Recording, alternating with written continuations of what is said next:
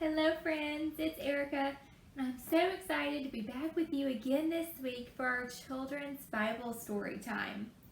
Today we're going to do one book instead of two because our book is a little bit longer than some of the other ones we've done, but I'm really excited about reading it to you. This book is called The Berenstain Bears Love Their Neighbor, and it's written by Jan and Mike Berenstain. And it's all about loving our neighbors. Do you remember in the Bible when Jesus tells us that we're supposed to love our neighbors? Well, that's what this book is going to be all about, is how we can love our neighbors. So let's read it together, okay?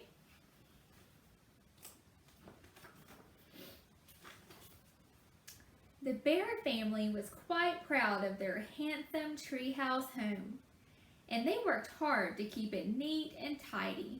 The trim was freshly painted, the front steps were scrubbed, and the windows were washed. The lawn was mowed and the flower beds were weeded. Even the leaves of the tree were carefully trimmed and clipped. So here's the Bear family, and they are all working hard to keep their house clean and tidy.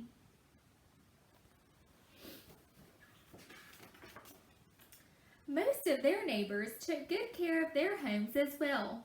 The pandas across the street were even bigger neatniks than the bears. It seemed they were always hard at work, sweeping and cleaning. Farmer Ben's farm just down the road was always in apple pie order too. Even his chicken coop was neat as a pin. A place for everything and everything in its place, that's my motto, said Farmer Ben. The Bear family had a few neighbors whose houses were positively fancy, like Mayor Honeypot, the bear who rode around Beartown in his long lavender limousine. His house was 3 stories tall and built of brick. It had a big brass knocker on the front door and statues of flamingos on the front lawn. Even more impressive was the mansion of Squire Grizzly, the richest bear in all Bear County. It stood on a hill surrounded by acres of lawns and gardens. Dozens of servants and gardeners took care of the place. The Bear family was proud of their neighborhood, and they got along well with all of their neighbors. So you see, here are the pandas. That's the farmer. Up here is the mayor in his long lavender limousine. And then down here we have Squire Grizzly, the richest bear in all Bear County. Except for the Bog brothers. The Bog brothers lived in a run-down old shack, not far from the Bear family's treehouse. But what a difference! Their roof was caving in and the whole place leaned to one side. There was junk all over their yard. Chickens, dogs, and cats ran everywhere. A big pig wallowed in the mud out back. Those Bog brothers, Mama would say whenever she saw them, they're a disgrace to the neighborhood. Yes, agreed Papa, they certainly are a problem. So there's the Bog brothers, and that's their house that leans to one side. And the dogs and the cats and the chickens and the pig.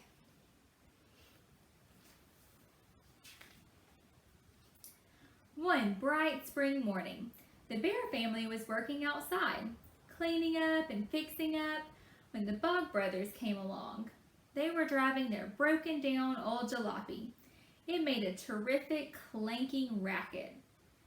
As they drove past the treehouse, one of the Bog brothers spit out of the car. It narrowly missed the bear's mailbox. Really? Said Mama, shocked. Those Bog brothers are a disgrace. I agree, said Papa, getting the mail out of the mailbox. I'm afraid they are not very good neighbors. So there go the Bog brothers driving by. They're spitting by the mailbox.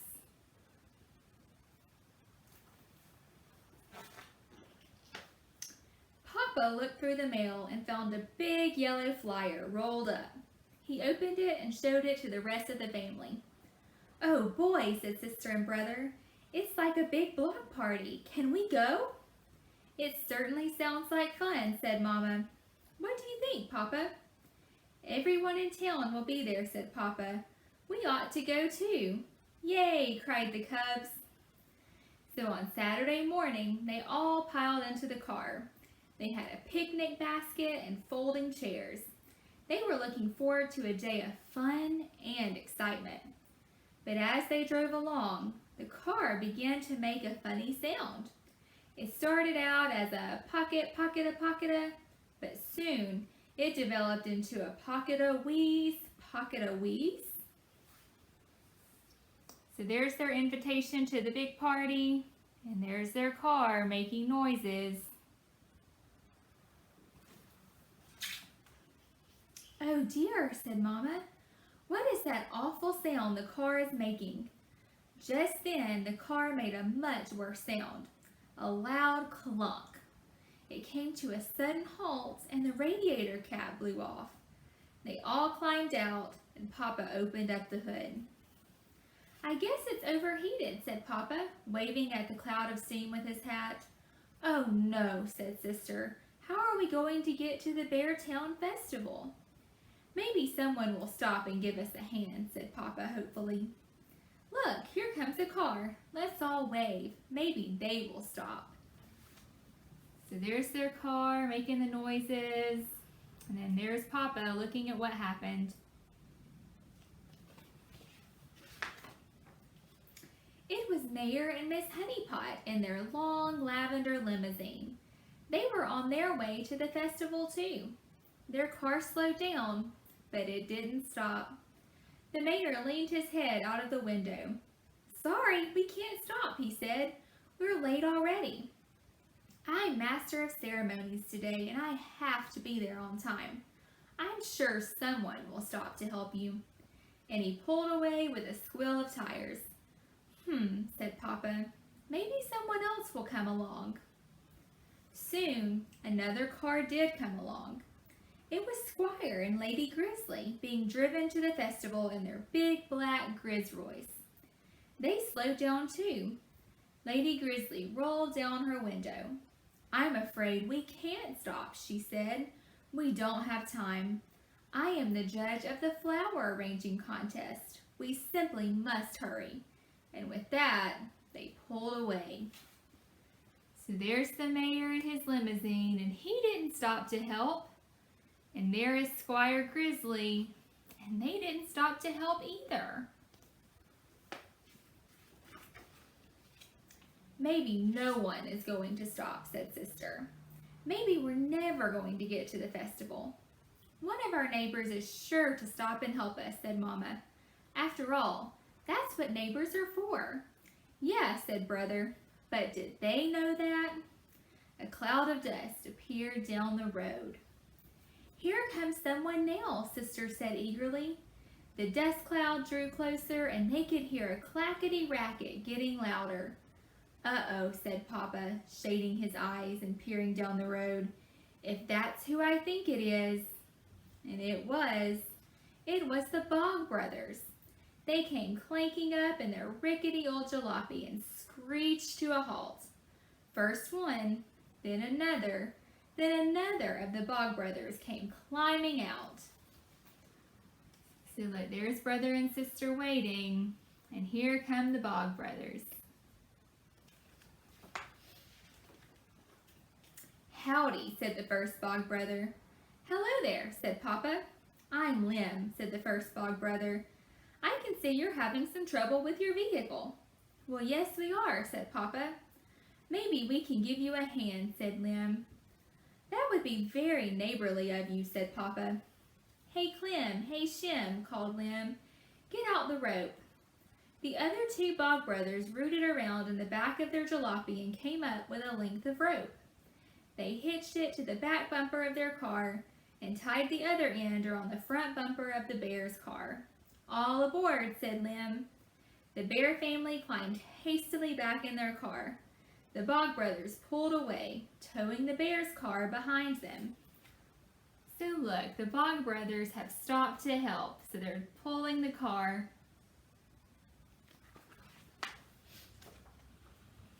Where are they taking us? Asked Mama. Papa shrugged. At least we're moving. Brother and sister hoped the Bog brothers weren't taking them down to their old shack. They did not want to meet that pig. They soon pulled into a run-down old filling station. Someone who looked like an older version of the Bog brothers came out. So look, there they are, and they've made it to the filling station.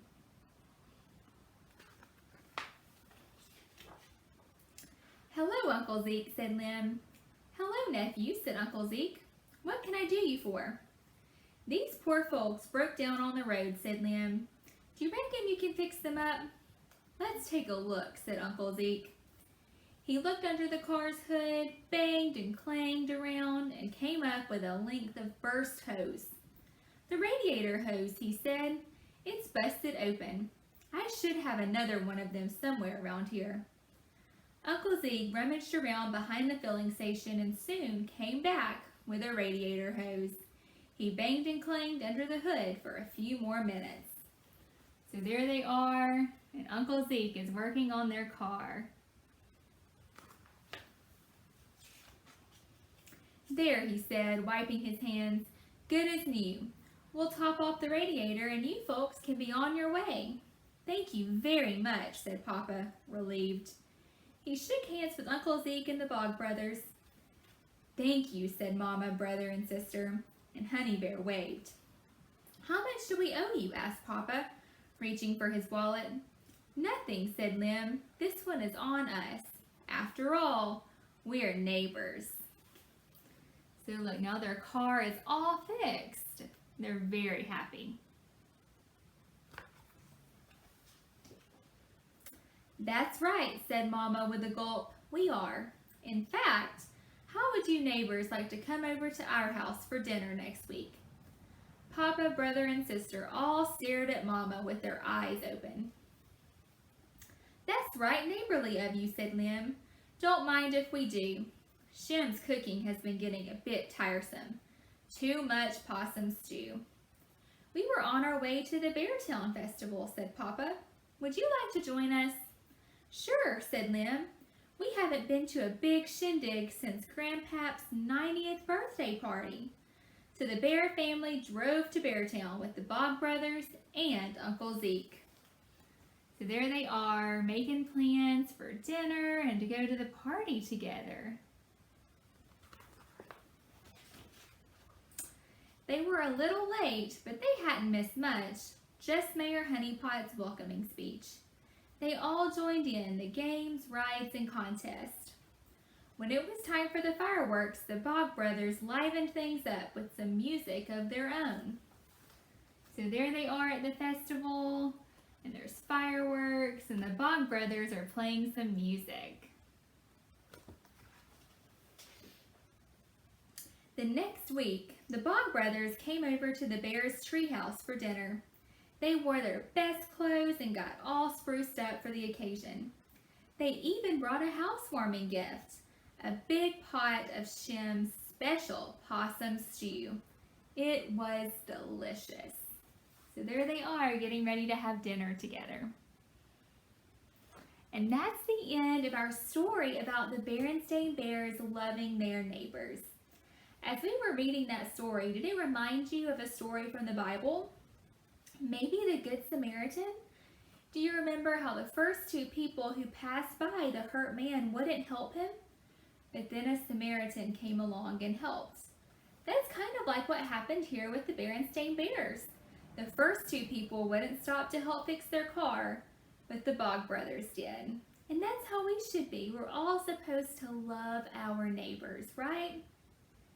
Well, thank you so much for joining me for another Children's Bible Story Time.